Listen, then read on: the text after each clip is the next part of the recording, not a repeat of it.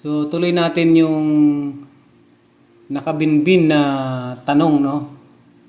So, yung na-discuss natin dati sa previous video, no? Ito yon, 12 more than 30% of a number is 1/2 of the number. So, find the number. So yung mga pagpipilian, yan, pagpipilian niya, A4, B18, C60, then D72. To simplify, to solve that kind of question, so kailangan natin siyang i-convert into algebraic expression. Okay? So, ito yun. 12 more. Okay? So, ibig sabihin, wag may nakita kang more than. Yan. Pag sinabing more than, ibig sabihin plus. Addition. Okay? So, 12 plus. Ayan, ito na yon, 12 plus.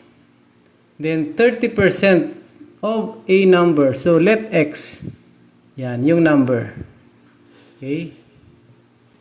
Pag x talaga, inaalis yan. Dinidelete yan. Ayan. Ayan. So, 12 more than 30% of a number. So, 30%. Yung number kanina, x, di ba? Yan. Then, is. Pag nakita kayong is, ibig sabihin yan, equals. Yan. Equal sign.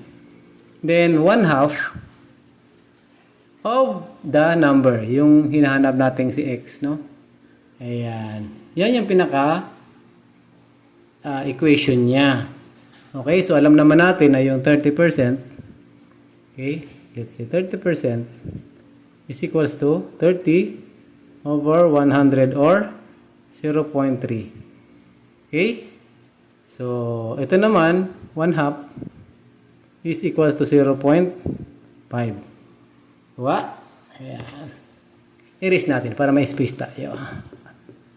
So, meaning, yung 30% ay pwede natin siyang i-rewrite as 0.3x.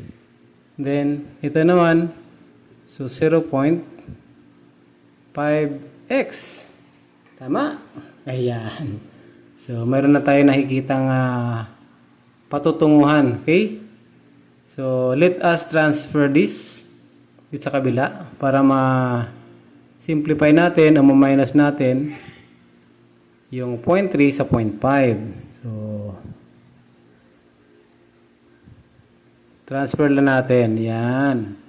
0.3x. Ito na yon, nilipat lang natin. Then, 12 is equals to 0.5 minus 0.3 is tama, 0.2x. So, meaning, ang x natin is 12 divided by 0.2. So, yan. Sa pag-divide naman natin ng whole number by decimal, so, for example, ito yung whole number, ito yung decimal naman, ito yung divisor natin. So, just move decimal point to the right. Yeah, from left to right, then add tayo ng 0. Yan yung rule. Okay? So, meaning ito ay hindi siya 0.5, 0.2.